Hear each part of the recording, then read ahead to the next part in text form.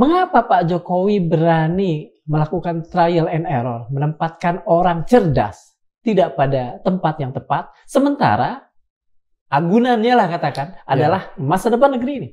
Pak Jokowi itu bukan orang yang terlalu serius mengurus pendidikan. Kita bisa melihat begitu banyak orang-orang yang dirugikan secara sosial maupun secara akses pendidikan akibat apa yang dilakukan oleh Nadiem Makarim. Ketika dia diangkat sebagai menteri, dia membawa pasukannya sendiri, Kang. 400 orang.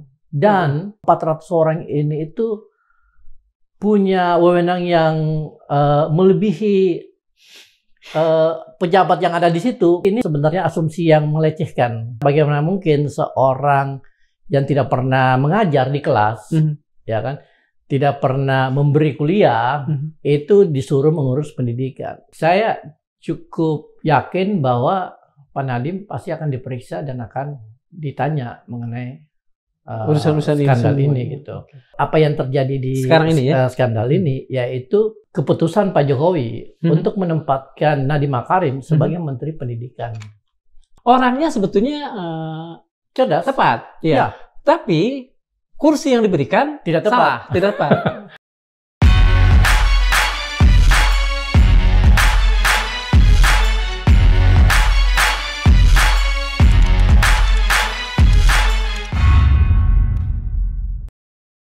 Bismillahirrahmanirrahim. Assalamualaikum warahmatullahi wabarakatuh. Sobat Madilog, Presiden Jokowi pernah menyebutnya sebagai simbol masa depan Indonesia. Muda datang sebagai seorang persona berpendidikan dan datang juga dari dunia digital. Menteri Nadiem Makarim benar-benar menjanjikan harapan baru. Harapan baru yang bukan di Bekasi. Tetapi saat ini yang meruap di masa depan itu adalah sesuatu yang berbau amis, KKK, bukan kluk-klukan, tapi korupsi, kolusi, dan konspirasi.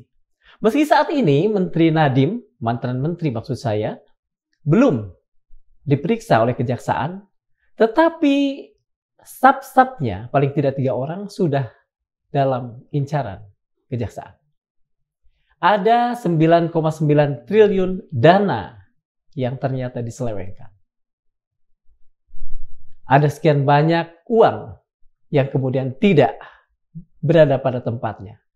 Ada Chromebook yang dikirim ke sekolah-sekolah yang bahkan tidak memiliki listrik, apalagi sambungan internet. Apakah dalam hal ini Presiden Jokowi turut bisa kita mintai pertanggungjawaban? Saat ini berada bersama kita Profesor Zulfikar Amir dari Nanyang Technological University Singapura, yang juga selain beliau seorang sosiolog kekuasaan dan sosiolog teknologi, beliau juga adalah persona yang datang dari dunia digital. Selamat bertemu kembali dengan teman-teman di Madilog, Profesor. Terima kasih Kang Dasro dari undang. Senang untuk kembali ke tempat. Kami yang senang, Prof. Ya. Tentu, dan kami yang harus mengapresiasi lebih dibanding Anda sebagai narasumber. Terima kasih. Ya gimana, Mas? Ini, yang pertama, sekali lagi saya ingin menggarisbawahi. Ya. Pak Nadiem ini datang dari dunia apa ya? Beliau seorang yang berpendidikan tinggi. Kalau saya tidak salah dari Harvard. Seorang yang sangat well educated. Mengapa kemudian justru ada sebuah dugaan kasus korupsi besar 9,9 triliun datang dari kementerian yang beliau pimpin? Oke, ini pertanyaan yang sangat penting ya, karena sekarang sedang menjadi isu yang menghangat di masyarakat ya. Betul. Oke, Pak Nadiem Makarim ini memang memiliki latar belakang yang unik ya. Beliau besar dan berpendidikan di luar negeri. Betul. Setahu saya dia sempat sekolah di Singapura, lalu kemudian sekolah ke Amerika, dan terakhir itu menyelesaikan pendidikan di Harvard Business School. Betul. HBS ya? HBS, terkenal ya. HBS ya. Betul. Dan akhirnya pulang dan kemudian mendirikan satu perusahaan yang awalnya itu sebenarnya berorientasi sosial.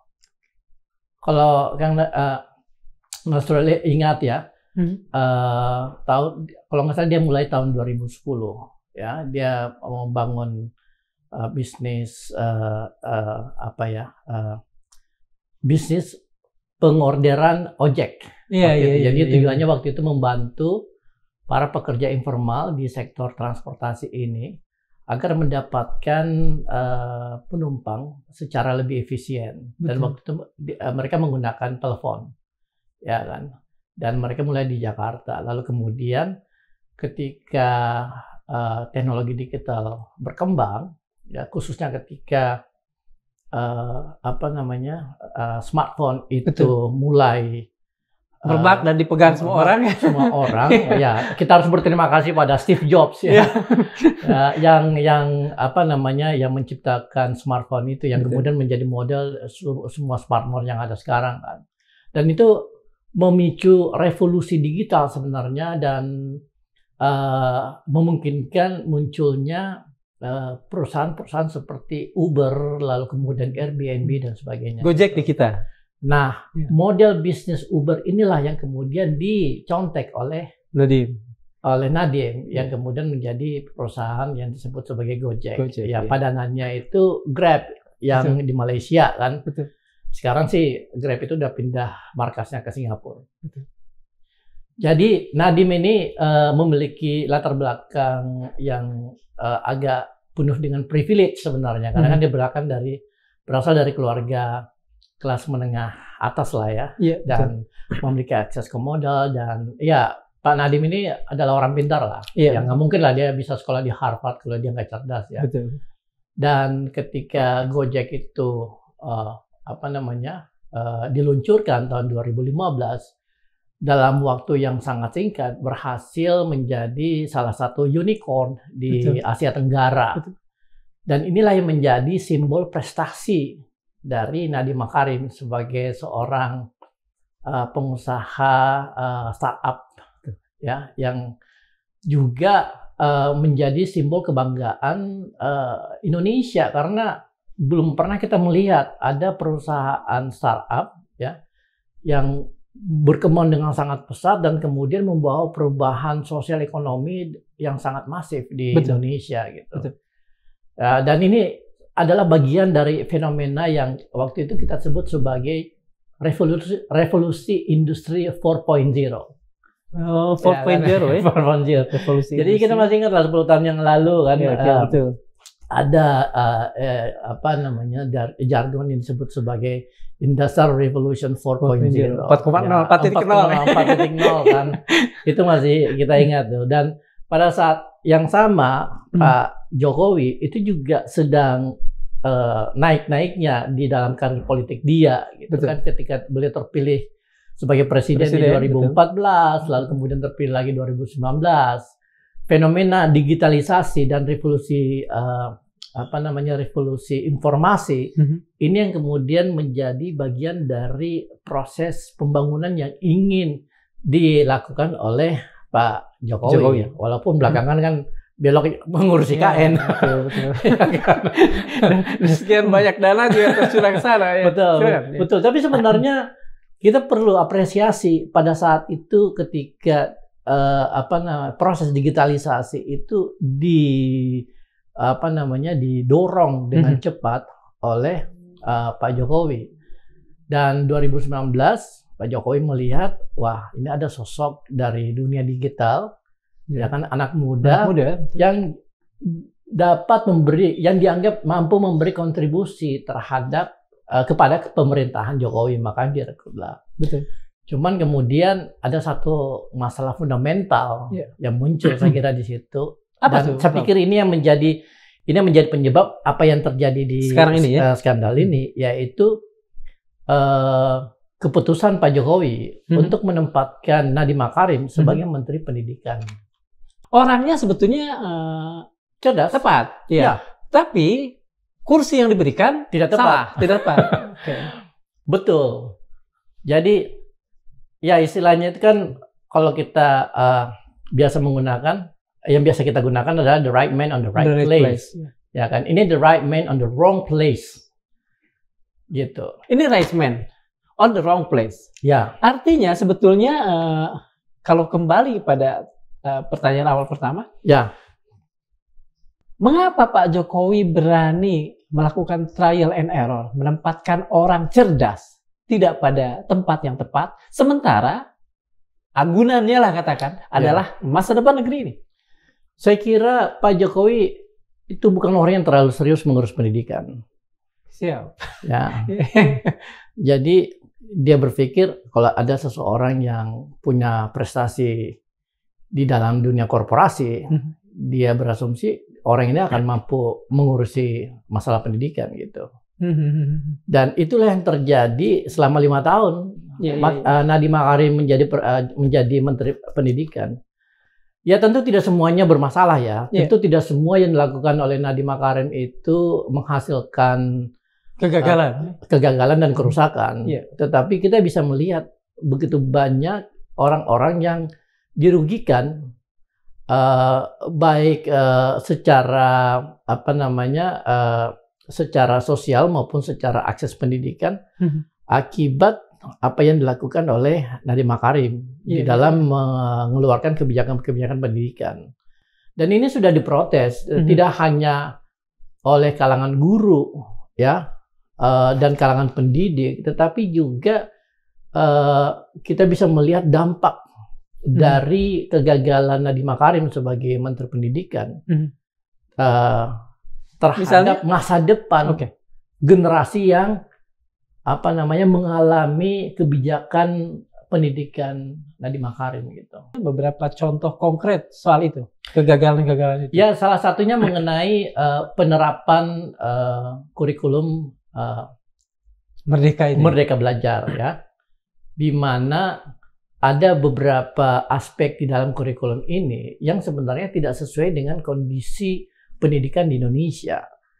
Karena dilatar belakangi oleh keinginan untuk mengadopsi sistem yang ada dari luar, khususnya misalnya dari negara-negara Skandinavia, ya kan? Yang mereka jauh lebih maju lah ya. Betul, yang ingin diterapkan dengan asumsi bahwa anak-anak kita akan bisa menjadi cerdas seperti anak-anak di Finlandia. Ya, kan ada bukunya tuh, Teaching Like Finland kalau saya nggak salah. Exactly, betul gitu. Dan pada saat yang bersamaan, sistem pendidikan di Asia itu kan sangat kompetitif, ya kan? Dan inilah yang membuat negara-negara seperti Cina, Singapura, Korea Selatan itu bisa maju dalam proses industrialisasi dan bisa membangun ekonomi mereka karena mereka punya sumber daya manusia yang kompetitif. Ya kan, jadi selalu ada korelasi antara pendidikan, sistem pendidikan dan pertumbuhan ekonomi dan industrialisasi, gitu. Nah, silakan Prof. Saya mengulang kembali apa yang tadi Prof katakan. Jokowi adalah orang yang tidak terlalu serius dalam urusan pendidikan. Betul. Ya. Dengan menempatkan Nadiem Makarim pada kursi itu sebetulnya awalnya juga sudah dimulai dengan langkah yang bisa kita sebut salah pikir atau seperti itu. Saya pikir bukan salah pikir ya, tetapi salah asumsi mungkin. Ya mungkin nggak jauh beda lah salah pikir dan salah asumsi. 11-12 lah ya. Ya kan. Jadi penunjukan Nadiem itu didasarkan pada asumsi bahwa anak ini udah berhasil bangun korporasi, lalu kemudian punya latar belakang pendidikan yang baik. Masa sih nggak bisa mengurus masalah pendidikan? Nah, kayak gitu. Jadi ini semacam sebenarnya asumsi yang melecehkan. Iya, melecehkan pendidikan. Exactly, melecehkan pendidikan. Karena bagaimana mungkin seorang yang tidak pernah mengajar di kelas, ya kan, tidak pernah memberi kuliah, itu disuruh mengurus pendidikan. Karena bagaimanapun juga, Hendarso yang namanya pendidikan itu selalu membutuhkan pengalaman empirik dari orang yang berkecimpung di dalamnya, gitu.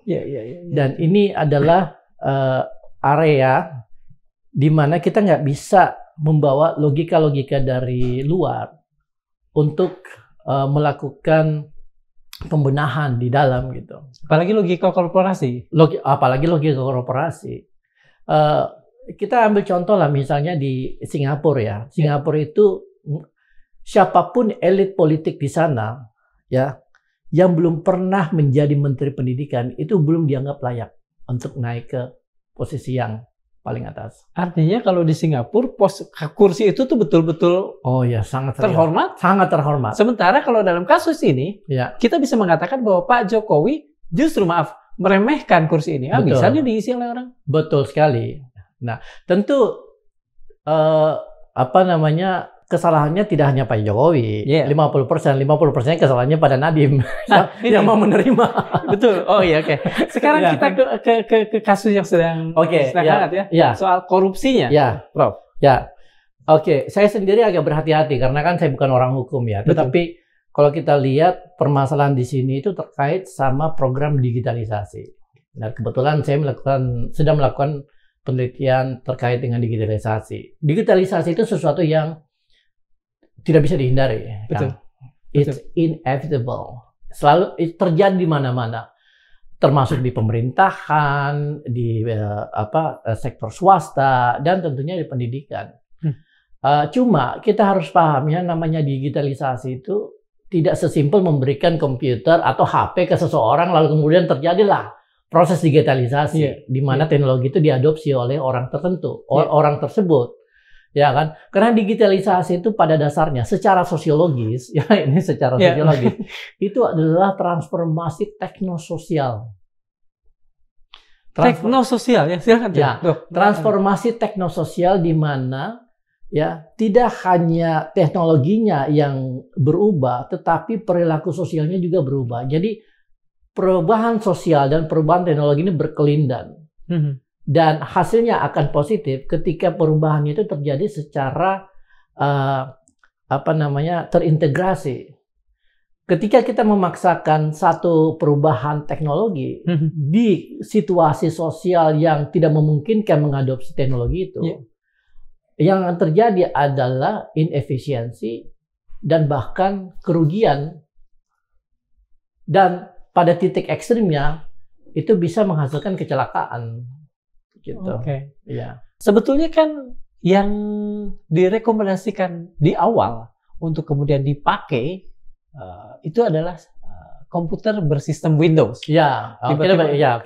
Tiba-tiba kemudian menjadi komputer yang bersistem Chrome yang kabarnya juga tidak semua daerah di kita bisa.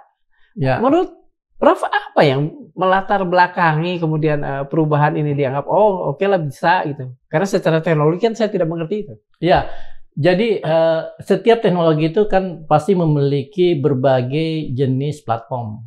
Ya kan, HP, komputer, kemudian cloud system dan sebagainya. Selalu ada multi platform yang beroperasi di situ. Betul.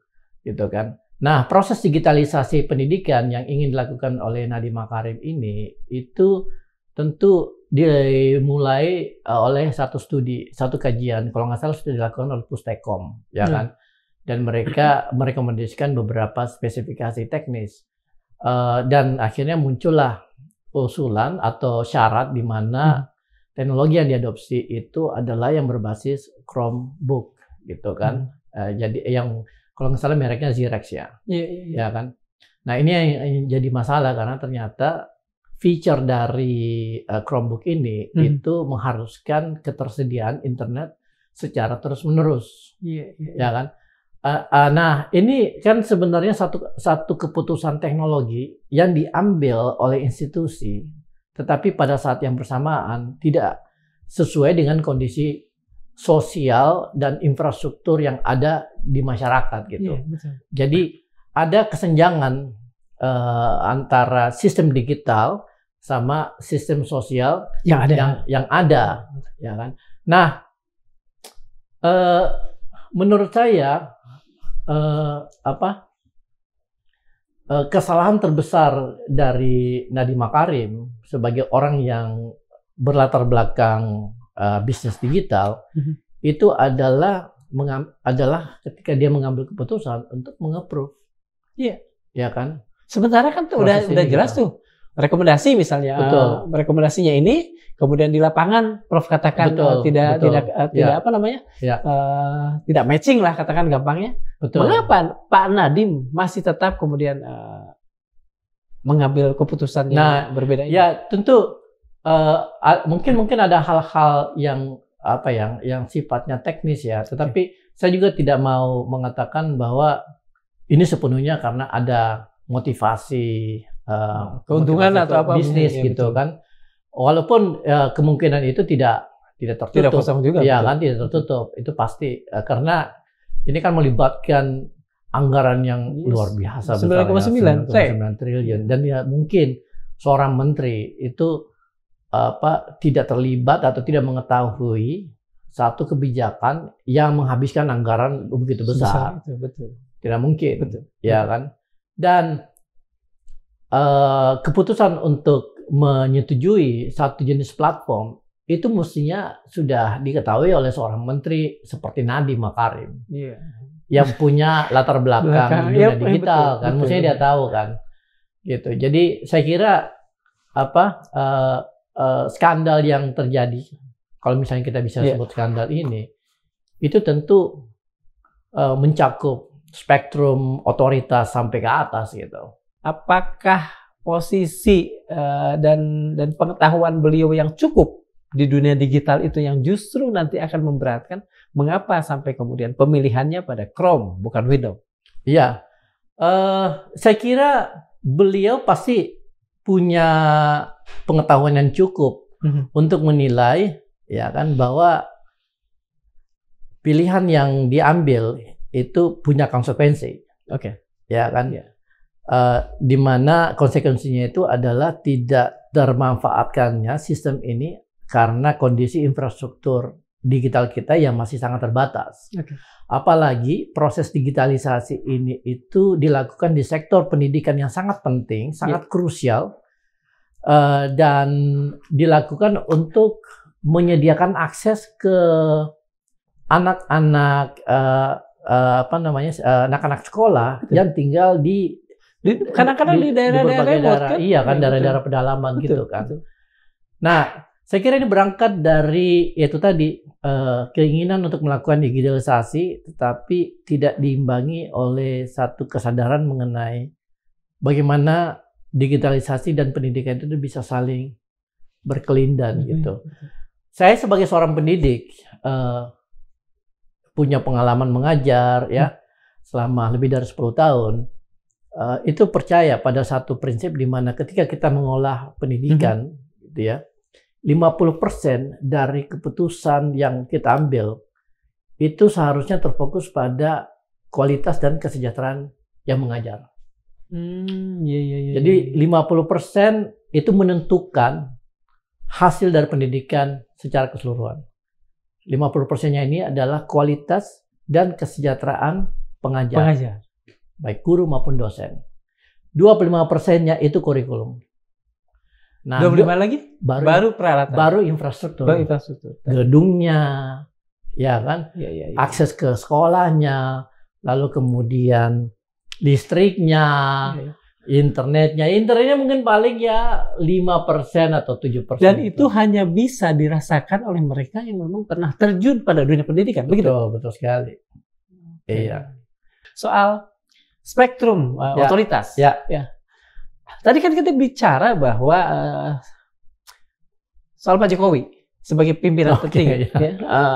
Apakah dalam tanda petik kesalahan Pak Jokowi itu sampai pada soal, karena ini kan 9,9 triliun. Betul. Sampai pada soal kesepakatan beliau untuk juga menggunakan peralatan yang sama. Atau pada tadi pemilihan orang pada kursi yang kita anggap salah tadi. Saya kira ini permasalahan yang cukup teknis ya. Karena penentuan platform yang akan digunakan untuk melakukan digitalisasi pendidikan itu diambil oleh atau dilakukan oleh kementerian. Jadi ini adalah domain dari Kementerian Pendidikan. Dan mungkin saya nggak yakin Pak Nadiem datang ke Pak Jokowi, Pak, ini ada 2 platform nih kira-kira, yang mana nih Bapak mau gitu? Iya, mungkin tidak sampai segitu. Iya. Walaupun bisa saja orang di belakangnya Pak Jokowi ada yang datang, coba deh yang ini aja Pak Nadiem, misalnya. Bisa saja kan? Bisa saja gitu. Tetapi ini bukan isu presidensial lah. Iya. Ini isu ministerial, isu kementerian. Udah sangat teknikal lah. Udah sangat teknis gitu kan. Jadi saya yakin spektrumnya itu cuma sampai ke menteri gitu. Oke. Saya yakin sampai ke menteri, tidak hanya sampai ke dirjen misalnya, karena anggarannya besar sekali. 9,9 triliun. Iya. Kalau cuma 2-3 miliar, 500 miliar, kasih dirjen aja lah. Tapi ini kan anggaran gede yang datang dari 2 sumber kan. Iya, Jadi pasti. Karena ini juga sudah mulai dibicarakan oleh teman-teman di media massa. Ya. Soal kemungkinan terlibatnya lah katakan ke dalam. Ya ini kita masih berandai-andai sebetulnya. Ke dalam sebuah konspirasi ini ada kemungkinan perusahaan yang multinational corporation itu, Google katakanlah. Oke, iya. Saya sendiri belum berani untuk memberi komentar secara eksplisit ya tentang itu gitu. Tapi kalau kita lihat di beberapa kasus yang serupa, selalu saja ada pihak-pihak korporasi atau pihak-pihak ketiga yang mencoba mencari untung melalui otoritas yang dimiliki oleh orang dalam gitu. Ya kan. Betul. Jadi selalu ada kemungkinan. Tapi kalau kita mau lihat secara garis besarnya kan sebenarnya kejaksaan itu menganggap ini adalah kasus korupsi. Bukan berarti bahwa 9,9 triliun itu hilang begitu saja.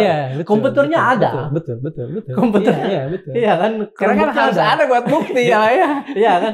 Chromebooknya ada, dipakai. Cuma dia anggap sebagai kebijakan yang bermasalah dan merugikan negara karena tidak terpakai dengan baik. Iya betul. Itu kan, karena tidak terpakai, bukan barangnya tidak ada, barangnya betul. Ada, betul. Tidak terpakai dengan baik, ya kan. Nah, saya nggak tahu apakah ada semacam markup. Nah, itu beda lagi kalau ada markup. Misalnya komputernya cuma 2 juta, tetapi di anggaran itu 10 juta misalnya. Betul. Kita nggak tahu. Nah, itu jelas itu korupsi. Tetapi kejaksaan mengatakan ini merugikan karena keputusannya itu tidak dilandasi pada fakta bahwa jaringan internet di Indonesia itu masih sangat terbatas, sementara platform yang dipakai itu mengharuskan internet untuk bisa beroperasi secara maksimal gitu. Nah ini pada soal itu justru karena begini, mungkin saya kalau belum sempat membaca soal ini, saya kemarin membaca satu berita bahwa ternyata salah satu staf khususnya Pak Nadiem ini adalah istri dari seorang pejabat Google di Indonesia. Oh, yang juristan itu ya? Iya, betul. Apakah itu, ya kan kalau orang gampangannya kan, gitu. Apa misalnya Pak Nadiem tidak prudent untuk melihat itu? Ada satu hal yang menjadi ciri khas leadership Nadiem Makarim sebagai menteri. Jadi ketika dia diangkat sebagai menteri kan itu punya otoritas yang luar biasa kan dalam mengurus kementerian.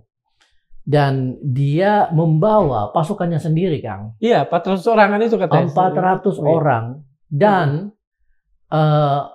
ada banyak keluhan yang muncul dari kalangan ASN di kementerian yang mengatakan bahwa 400 orang ini itu punya wewenang yang melebihi pejabat yang ada di situ, melebihi dirjen, melebihi direktur dan sebagainya ya. Itu tertulis wewenang itu atau berdasarkan aktivitas sehari-hari? Ya, kalau misalnya kan harus seorang staf khusus menteri datang ke dirjen, ya kan, langsung bilang, ini Pak Menteri bilang Anda harus begini-begini. Kira-kira sebagai dirjen ngapain? Ya diam aja. Ya maaf ya, takut juga. Iya kan. Jadi hal-hal seperti ini yang bersifat intimidatif terhadap pejabat yang ada di situ gitu. Jadi 400 itu bukan angka kecil. Ini kan rombongan satu company gitu. 400 orang kalau demo itu udah udah turun menterinya tuh. Udah turun menteri itu kan. Benar. Jadi dia kayak membawa satu perusahaan sendiri yang kemudian dicangkokkan di dalam kementerian untuk katanya memfasilitasi program-program yang dia akan lakukan gitu. Ya, salah satunya digitalisasi. Iya. Gitu. Nah, ini yang sering dibanggakan oleh Nadiem Makarim. Kita ingat di salah satu event kalau nggak salah di United Nations, dia bilang dia berhasil melakukan berbagai perubahan karena adanya shadow organization, organisasi bayangan. Ya, sementara bayangan itu kan di kepala kita hitam ya. Iya kan, shadow government itu kan tidak betul. Nah itu, dan di sini yang menjadi masalah utama sebenarnya ketika dia mengelola satu kementerian yang lumayan kompleks kan, itu Kementerian Pendidikan kan, karena dia mengurus begitu banyak hal. Lalu kemudian dia membawa pasukannya sendiri yang kemudian meng-override wewenang yang sudah dimiliki oleh para pejabat yang ada di situ gitu. Ya kan? Dan ini adalah logika korporasi emang. Jadi Nadiem membawa cara dia berpikir tentang pengelolaan korporasi, lalu kemudian orientasi profit yang kemudian yang diubah menjadi orientasi target oriented lah ya. Target oriented gitu. Jadi dia mencoba melakukan perubahan di sektor pendidikan dengan menggunakan prinsip-prinsip korporasi. Dengan kata lain, organisasi yang tadinya, barangkali saya salah, lebih cenderung pada pelayanan, pada servis, kemudian dijadikan sebagai sebuah organisasi laba, begitu? Tidak secara eksplisit, tetapi prinsip-prinsip yang ada di dalam organisasi berorientasi laba itu dipakai ke situ. Ya kan? Dan kita bisa lihat dari bagaimana Kementerian Pendidikan pada saat Nadiem menjadi menteri itu membuat target-target di mana anak-anak sekolah itu dianggap sebagai calon buruh. Ya kan? Calon buruh yang perlu dilatih, perlu diberi keterampilan sehingga nanti mereka bisa dapat pekerjaan. Jadi makna dari pendidikan itu direduksi, Kang. Menjadi pendidikan yang mestinya tenaga kerja ya. Betul, pendidikan yang mestinya membebaskan manusia, betul. Pendidikan yang mestinya menjadikan anak diri itu manusia. Sekarang semata-mata sebagai driver ojol. Betul. Padahal di zaman-zaman kita kan ada satu buku. Apa tuh? Pedagogy for the Oppressed. Kemudian pendidikan sebagai praktek pembebasan. Kayak gitu kan. Hilanglah berarti itu semua. Bukan hilang, memang tidak ada. Karena ini adalah satu rejim pendidikan yang berorientasi pada cara berpikir korporasi. Dan itu yang jadi saya kembali pada 400 orang ini. 400 orang dicangkokkan pada sebuah organisasi. Bukankah justru peluang terjadinya inefisiensi? Artinya begini nih. Kita kan tetap membayari yang lain-lain tuh yang berada yang legal tuh ya. Dirjennya apanya. Ketika dicangkok 400 orang, ini kurang kerjaan misalnya atau tidak kerjaan, kan itu inefisiensi juga. Bisa seperti itu. Walaupun sebenarnya model seperti ini itu bukan hal yang tidak lazim, ya kan? Di dalam studi-studi mengenai kebijakan dan organisasi, ada yang disebut sebagai policy broker. Maklar kebijakan. Tetapi policy broker sini maknanya cukup positif. Jadi ketika ada satu orang ditunjuk menjadi menteri atau menjadi presiden atau menjadi gubernur, dia akan membawa satu tim yang memfasilitasi dan menjadi interface dari apa yang ingin dia capai dengan birokrasi yang dia kelola. Gitu. Itu dilakukan oleh misalnya zamannya SBY ada namanya UKP 4. Ya kan? Lalu kemudian di eranya Pak Anies Baswedan ketika itu Pak mendiang ini ya, almarhum Pak Kuntoro. Betul sekali. Lalu kemudian model yang sama juga diterapkan sama Anies Baswedan ketika menjadi gubernur yang disebut sebagai TGUPP. Iya, Ya kan? TGUPP. Nah, shadow organization-nya si Nadiem itu sebenarnya mirip-mirip seperti itu. Tapi skalanya terlalu besar, 400 orang gitu kan. Dan kemudian ya kita nggak tahu batasan wewenang antara staf khusus ini sama staf yang sudah ada sebelumnya. Sama birokrat yang ada di sana gitu. Ya kan, kalau misalnya dia mau override, akhirnya juga bisa terjadi friksi di dalam tubuh organisasi itu dan akhirnya membuatnya tidak efisien justru. Betul. Gitu. Nah, terkait dengan pertanyaan Narso tadi mengenai kemungkinan ada seorang staf khusus yang punya kekuatan yang melebihi wewenangnya pejabat itu, lalu kemudian dia menjadi fasilitator dari pihak ketiga, ya bisa saja, ya kan, dan itu yang perlu dibuktikan oleh kejaksaan, ya kan, betul. Karena misalnya gini, bau ke arah itu tuh kan udah mulai diendus oleh kejaksaan, ya. Karena yang saya dengar adalah ketiganya itu entah sudah diperiksa atau segera diperiksa. Bukannya 2, 3. Oh, udah 3 ya? Ada 3 ya, udah si tadi, kemudian ada Juristan, Fiona sama satu lagi, Fiona yang satu. Ya, Fiona yang satunya apalah gitu. Oh, oke. Satu lagi. Ya. Nah, mengingat bahwa yang namanya staf khusus itu begitu erat dengan yang mempekerjakan, dengan menteri lah dalam hal ini, seberapa besar peluang Pak Nadiem mau tidak mau ikut terseret dalam pusaran urusan 9,9 triliun ini? Kalau terseret dalam arti dia menjadi orang yang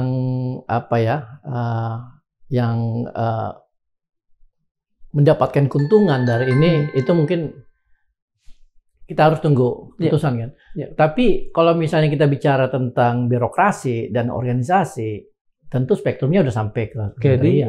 Betul. Jadi betul. Saya cukup yakin bahwa Pak Nadiem pasti akan diperiksa dan akan ditanya mengenai urusan-urusan skandal ini gitu. Apakah dia itu terlibat di dalam satu konspirasi yang menguntungkan sekelompok orang? Nah, itu kita nggak tahu. Ya, nanti tinggal tunggu aja gitu. Oke, kita kembali pada masa-masa itu terjadi. Ya. Kalau nggak salah kan ini 2020-2022. Ya, pas zamannya COVID ya. Dan setelah itu gitu. Itu kan selama proyek, katakan saja proyek, selama program itu berjalan, tentu kan pastinya di dalam rapat-rapat kabinet ya pernah dibahas.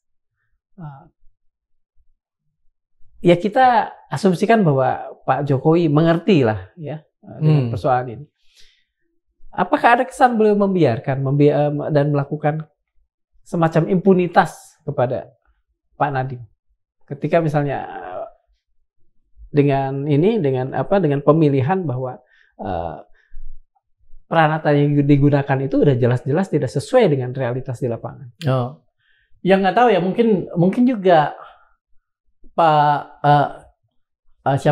Jokowi pernah diberitahu mengenai program ini, tapi yang jelas saya yakin bahwa Nadiem paling tidak sudah pernah mempresentasikan konsepnya dia gitu mengenai digitalisasi ini ke Pak Jokowi, dan Pak Jokowi sendiri kan orang yang sangat antusias sama digitalisasi kan sejak tahun 2014 atau mungkin bahkan sejak jadi wali kota dan gubernur Jakarta ya kan, dia selalu bilang gitu mengenai hal-hal yang tadi lah, medsos, kemajuan digital kan one stop window, lalu kemudian yang kita masih ingat waktu zaman kampanye dia bilang, bikin program kan cuma 2 minggu. Jadi dia orang yang sangat percaya dengan teknologi, ya kan, bahwa teknologi itu akan merubah segala-galanya gitu, dan semua masalah akan selesai dengan adanya teknologi gitu. Ya ini satu kepercayaan yang rada naif memang. Ya kan. Soal kepercayaan. Sebetulnya seberapa besar kepercayaan beliau pada Pak Nadiem ini sehingga kemudian ada kesan kan proyek besar ini tidak disupervisi cukup kuat oleh beliau. Mungkin juga bukan karena dia tidak percaya, mungkin juga karena dia udah nggak peduli. sama masalah pendidikan. Jadi dia biarin aja. Profesor begitu percaya soal itu ya, tidak peduli gitu. Betul? Apa memang betul? Oh iya, karena kalau kita lihat tahun 2019 sampai 2024 itu kan fokusnya IKN, nyaris tidak ada hal-hal yang bersifat pendidikan gitu. Iya. Ya kan, jadi dia ya udah. Yang saya bayangkan kalau Nadiem datang ke Jokowi ngobrol menghadap, Pak saya mau gini-gini, mungkin Pak Jokowi oke ya udah biar coba yang lain coba Luhut maju kan Bahlil sini nah gitu Nadiem ya udah oke, kamu urus aja sendiri. Mungkin ya bayangan saya seperti itu karena pendidikan itu bukan prioritas Pak Jokowi.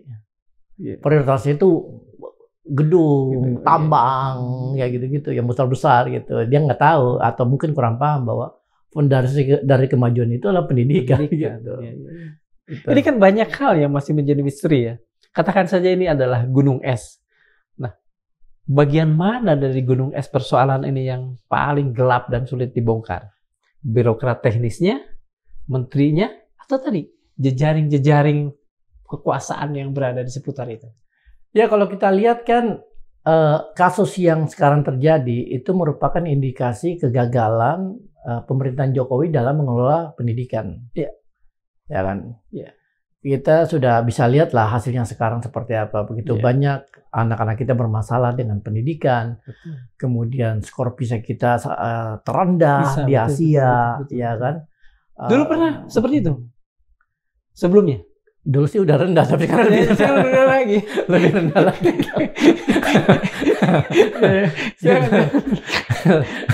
Masalahnya itu kan. Gitu. Lalu kemudian pendidikan tinggi kita juga terseret-seret, ya kan? Kalau kita bandingkan dengan pendidikan tinggi di negara-negara lain di Asia Tenggara aja, betul. Ya kan? Tidak ada satupun yang berada di peringkat atas gitu dari pendidikan tinggi yang ada di Indonesia gitu ya. Jadi memang pendidikan ini bukan prioritasnya Pak Jokowi dan konsekuensinya bisa kita lihat sekarang gitu, kualitas anak-anak kita ya. Lalu kemudian keterampilan yang mereka miliki itu tidak bisa bersaing dengan misalnya Vietnam. Ya kan. Betul. Padahal ini yang penting karena merupakan salah satu alasan kenapa investor asing mau datang ke satu negara ketika mereka melihat bahwa pekerjaannya itu terampil, memiliki skill yang baik, ya kan.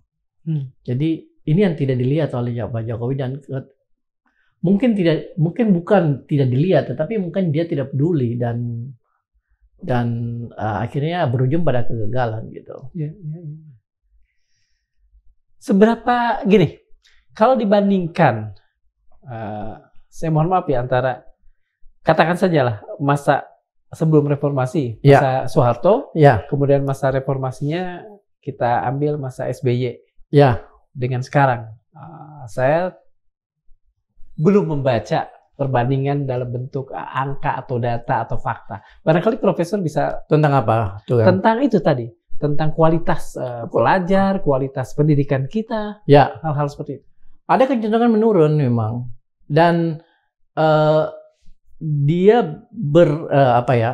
jadi ada kondisi yang sifatnya itu kontradiktif. Ketika kualitas pendidikan kita secara umum itu menurun, khususnya pendidikan dasar dan menengah, ya kan, dan pendidikan tinggi. Kalau kita bandingkan di negara-negara lain, dan pada saat yang bersamaan akses ke pendidikan itu semakin mahal. Kontradiktif ya? Kontradiktif. Mutunya turun. Anjlok, harganya naik. mahal. Itu. Betul. Nah, ini yang perlu dibenahi oleh orang yang paham pendidikan. Bukan orang yang punya kemampuan membangun korporasi semata gitu. Elon Musk pun belum tentu bisa jadi dosen. Iya, betul. Bukan kabar yang juga pasti tidak didengar oleh Profesor pada saat di zaman itu, kabarnya menteri-menteri itu menyetor sejumlah nominal tertentu. Saya yakin Profesor yang mendengar. Untuk apa nih? Untuk menjadi bagian dari kabinet. Oh, ya. Apakah kemudian yang terjadi setelah itu adalah orang suka mengatakannya sebagai upaya balikin modal. Apakah gejala upaya membalikan modal ini juga sudah mulai terasa di di realitas, sehingga kemudian setiap, maaf kalau benar itu terjadi, setiap menteri kemudian ya tujuannya adalah itu, membalikan modal ya, untuk syukur-syukur untung. Ini dalam kasus Nadiem? Enggak. Saya tidak ingin ini. Tapi secara rumor bahwa salah satu di zaman itu raison d'être seseorang menjadi anggota kabinet termasuk itu, soal itu. Ada setoran dan sebagainya. Mungkin bisa di-googling ulang lah. Ya. Saya pernah membaca ini juga gitu. Dan saya kira mungkin ada bukti empirik yang menunjukkan bahwa ada anggota kabinet yang bisa masuk bukan karena kompetensi, tetapi lebih karena kontribusinya dia terhadap kampanye dan sebagainya. Saya kira ini terjadi tidak hanya di Indonesia ya, di negara-negara lain juga ada ya, di mana demokrasi itu bersifat istilahnya itu didominasi oleh para pemilik modal gitu, ya kan? Jadi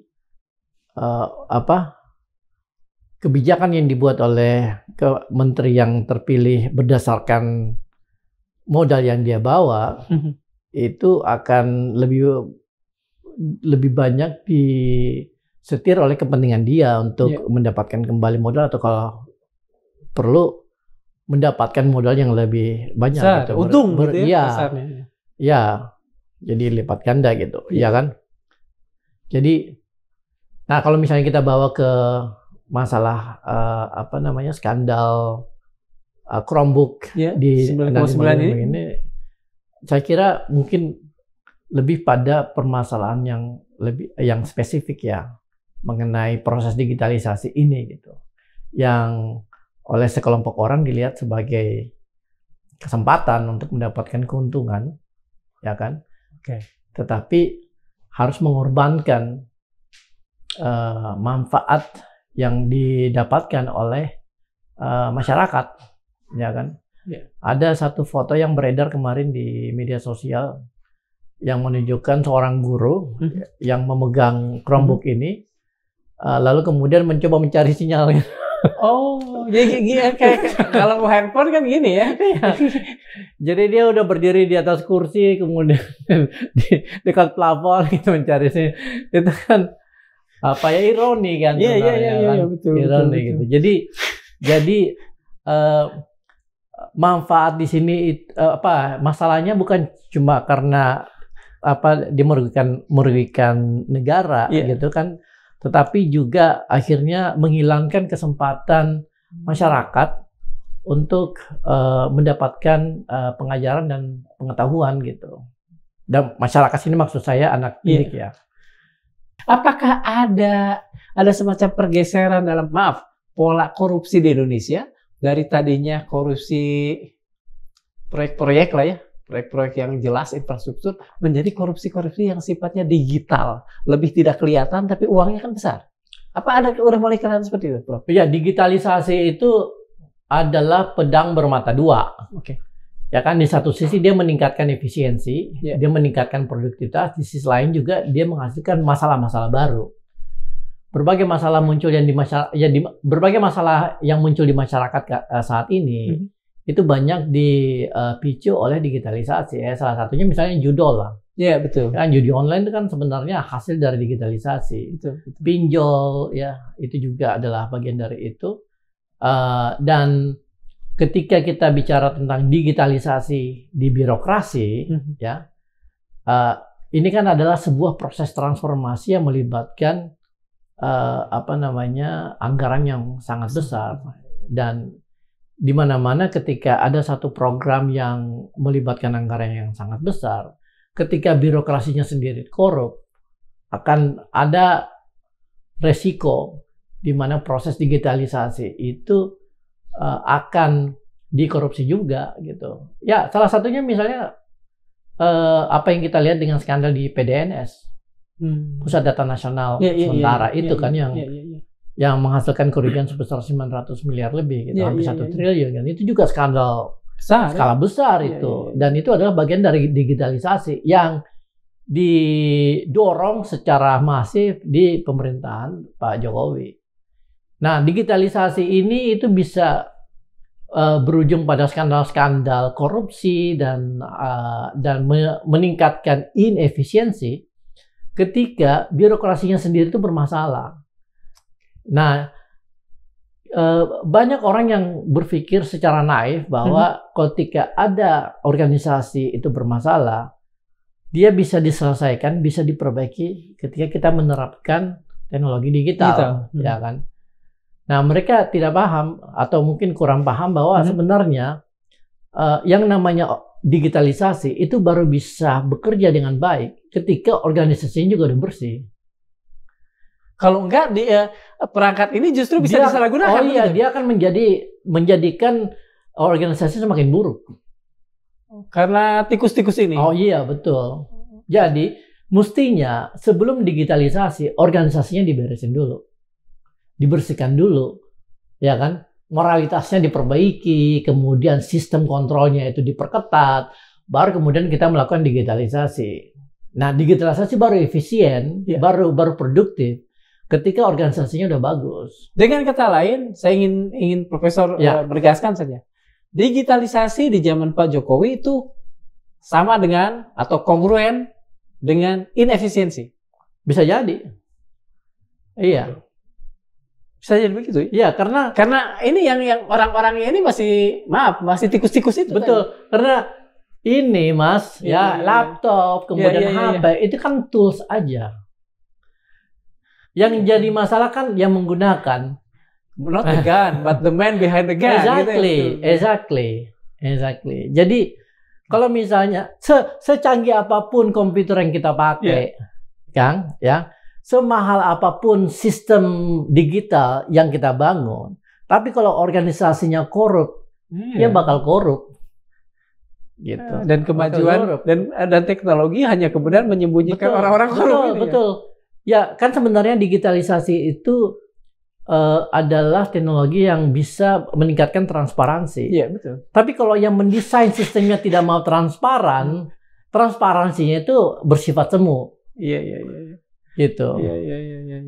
Jadi kita jangan terbius oleh konsep digitalisasi seakan-akan ini adalah solusi dari semua masalah yang kita hadapi saat ini. Gitu. Apakah kepercayaan seperti tadi, kepercayaan yang salah seperti tadi bahwa digitalisasi is everything itu ada di Pak Jokowi? Oh, sangat. Oh iya siap, begitu ya? Iya, sangat.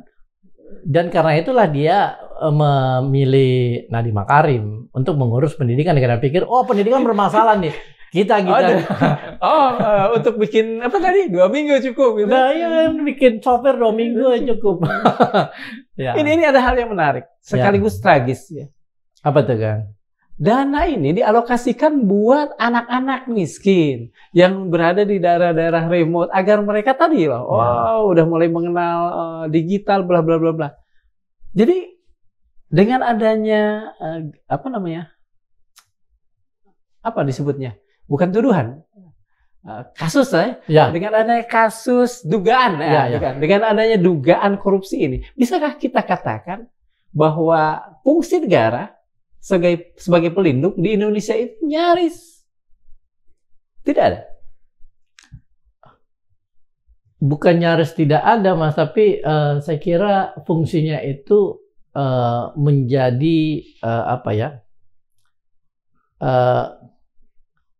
menjadi sangat terbatas untuk melindungi kelompok-kelompok tertentu saja, ya kan? Jadi kita bicara tentang pendidikan. Pendidikan itu kan sebenarnya adalah bagian dari apa yang kita sebut sebagai kesejahteraan. Betul.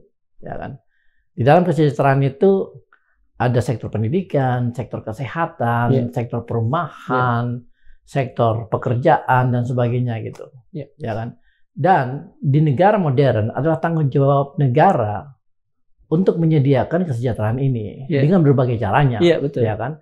Dan karena itulah negara diberi wewenang untuk menarik pajak. Iya. Karena pajak inilah yang kemudian akan digunakan untuk menyelenggarakan kesejahteraan kepada masyarakat luas gitu, tidak hanya sekelompok orang gitu. Yeah. Nah, ketika kesejahteraan yang mestinya dinikmati oleh masyarakat ini itu dijadikan instrumen untuk mensejahterakan sekelompok orang, ya kan? Berarti negara sudah mengkhianati, ya kan, moralitas dia sebagai institusi yang diberi wewenang untuk itu. Nah, dan ini kita kembali ke hal yang paling mendasar yang namanya kontrak sosial. Jean-Jacques Iya. Itulah fondasi dari negara modern, kontrak sosial, bahwa warga itu mempercayai pemerintah, ya kan? Di sisi lalu kemudian sebagai timbal baliknya, pemerintah atau negara itu melayani masyarakat. Soal percaya. Ya. Mengapa misalnya masyarakat kita masih tetap percaya kepada negara? Sementara bukan sekali dua mereka dikecewakan. Mengapa mereka tidak bisa melakukan revolusi sosial atau apapun namanya? Masyarakat Indonesia itu memiliki tingkat resiliensi yang tinggi, Kang. Jadi mau diinjak kakinya, mau ditampar, masih berterima kasih. Kenapa? Karena mereka lihat, maksud bukan karena mereka alot atau apa? Karena kita masyarakat kita sebagian besar itu belum memiliki daya kritis, kesadaran akan hak mereka gitu. Jadi mereka melihat bahwa kesejahteraan yang diberikan oleh pemerintah itu bukan karena mereka memiliki hak itu, tetapi karena rasa kasihan. Jadi mereka berpikir, wah ini pemerintah baik sekali ya. Mereka nggak berpikir bahwa itu adalah hak mereka, bansos misalnya, atau pendidikan misalnya, itu kan hak setiap warga negara yang secara konstitusi itu menjadi kewajiban dari negara untuk menyediakan. Iya. Ya kan? Nah, warga kita, sebagian besar masyarakat kita itu belum sadar bahwa itu adalah hak mereka.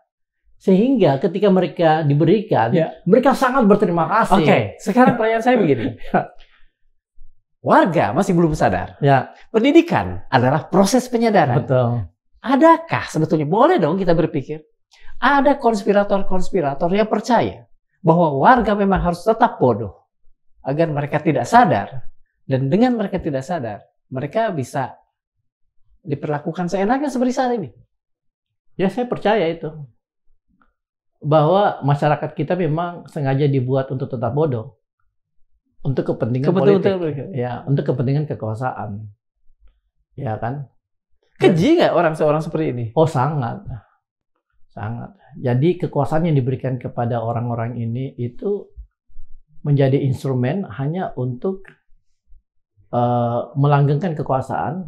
Pada saat bersamaan, masyarakat dan warga yang mestinya memiliki hak untuk menikmati pelayanan yang diberikan oleh negara, itu akhirnya menjadi objek kekuasaan saja gitu. Oke. Prof, begini. Sadar atau tidak, tadi Prof mengatakan bahwa mereka yang kemudian membuat rakyat tetap, maaf, bodoh itu adalah pihak yang keji. Mungkin tidak sampai di kepala para koruptor ini ya, bahwa mereka telah berbuat keji. Yang mereka lihat adalah uang dan sebagainya. Tetapi kan urusan yang gini, maksud saya gini, apakah harus ada sebuah hukuman khusus buat mereka yang korup terhadap dunia pendidikan? Karena itu dunia yang berada di jantung kemajuan bangsa. Ya, saya kira semua skandal korupsi memiliki kualitas yang sama ya, bahwa ada kerugian yang dirasakan oleh masyarakat gitu. Walaupun ada, kalau nggak salah ada satu jenis kejahatan birokrasi yang mendapat yang mestinya mendapat hukuman yang jauh lebih berat, yaitu ketika korupsi di saat bencana. Oh iya. Tapi ada juga korupsi di sana kan? Ya kan? Maksudnya kan. Tetapi kan kita tidak melihat ada konsekuensi dari apa yang dilakukan oleh pejabat yang korupsi pada saat bencana itu saat kan. COVID kemarin. Ya kan. Ya kan. Nah, sekarang korupsi di sektor pendidikan ini kan sebenarnya punya dampak tidak hanya saat ini tapi juga ke depan kan. Jadi dia bersifat jangka panjang gitu, dan mestinya ini dilihat sebagai korupsi yang jauh lebih besar dampaknya gitu. Gitu. Tapi ya korupsi ya korupsi. Ya, ya, ya. Gitu. Prof, Ya. ini pertanyaan terakhir nih ya, dan saya ingin sebetulnya kan sedih ya kalau kita mengakhiri percakapan kita dengan muram, dengan pesimistis. Ya. Saya ingin bertanya begini, ini rejim sudah berubah. Ya. Pak Prabowo sekarang berada di tampuk kekuasaan. Apakah beliau bisa membalikan warisan busuk ini menjadi sesuatu yang memberikan rakyatnya harapan? Sampai saat ini, udah berapa bulan Pak Prabowo memimpin? Oktober, November, 10 ya? Desember, Januari, Februari, Maret, April, Mei, Juni. 9. 9 bulan. Ya. Saya masih sulit untuk mendapatkan rasa optimis gitu, Mas. Ya, belum ada satupun program-program yang dikeluarkan oleh Prabowo yang membuat saya sebagai seorang sosiolog itu bisa cukup optimis bahwa Indonesia akan membaik nih, ya. Sekarang kan kita terus turun kan? Dari eranya Jokowi turun, dan salah satu ciri masyarakat yang resilient ada ketika dia berada pada titik tertentu dia akan bounce back, naik gitu. Nah, saya nggak tahu kapan kita akan bounce back. Tetapi 9 bulan Pak Prabowo memimpin Republik ini sepertinya terus turun gitu, baik dari aspek ekonomi, aspek sosial, apalagi aspek demokrasi. Ya kan? Lalu belum lagi kita bicara tentang militerisasi birokrasi gitu. Saya bukan anti militer, ya. Saya bukan anti TNI. Bapak saya sendiri seorang tentara, ya kan. Tetapi kita harus tahu batas antara wilayah militer dan wilayah sipil gitu. Ketika ini campur aduk, yang rugi kita semua. Gitu. Jadi terpaksa kita mengakhiri pembicaraan kita masih dalam suasana mendung muram ya. Sesuai dengan warna dari dinding. Ini berarti salah orang yang bikin setting lah kali ini. Sobat Madilog, yang terjadi bukan cuma korupsi pengadaan, tapi korupsi harapan.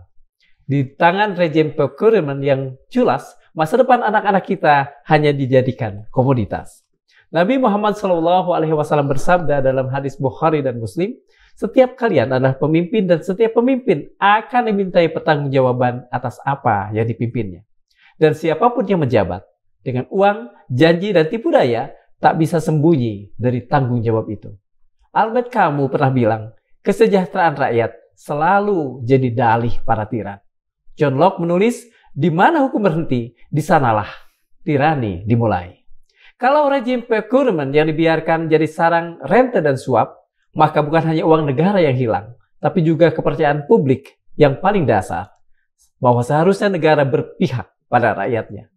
Václav Havel mengingatkan, keselamatan dunia manusia ini terletak di hati dan tanggung jawab manusianya. Jangan biarkan nalar kita mati sebelum republik ini kita benahi. Assalamualaikum warahmatullahi wabarakatuh.